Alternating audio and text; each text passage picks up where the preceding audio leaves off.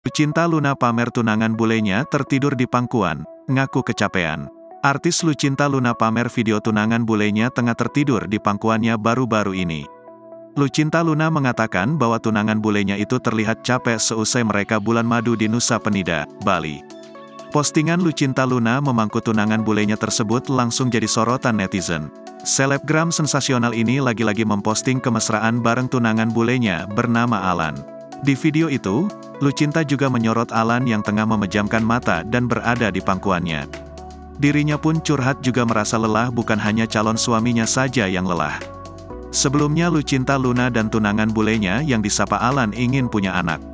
Keinginan punya anak diketahui dari akun Instagram Alan yang juga mengupload ulang unggahan Lucinta Luna.